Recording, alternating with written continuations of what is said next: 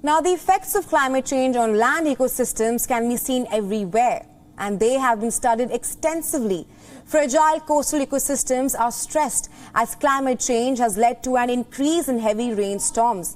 Earlier springs have led to earlier nesting for migratory birds as well. Now, the species are declining, and among other effects, water cycles are getting disrupted. However, the effects of climate change in marine ecosystems has been a mystery.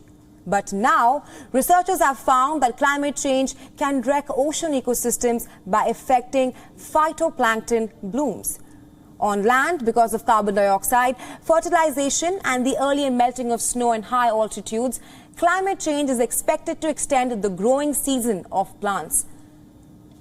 But how will plankton populations in the oceans be affected?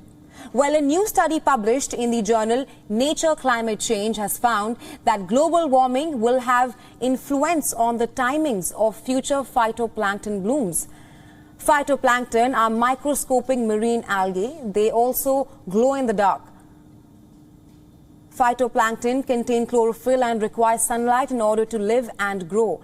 They provide food for a wide range of sea creatures, including shrimps, snails, and jellyfish. Amazingly, phytoplankton is also responsible for producing an estimated 80% of the world's oxygen. Only a small percentage of the Earth's oxygen is actually produced by trees, which is all of the tropical rainforest on land. This means that saving phytoplankton is synonymous with breathing freely. By using climate change supercomputer models, researchers have discovered that by the end of this century, changes in the timing of plankton blooms will become clearly detectable. Changes in temperature, light levels, nutrient concentrations as well, with the number of predators will make the phytoplankton thrive or decline. The findings of the study also suggest that the life cycle of phytoplankton will affect zooplankton responses.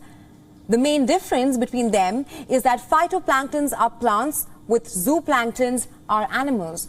The mismatch in the timing of the life cycles of phytoplankton and zooplankton that feed on them may impact the entire seasonal timing of the marine food web, particularly in the regions of the northern hemisphere's high latitudes changes in marine systems, which will further have a negative impact on future food security if phytoplankton populations were to decline.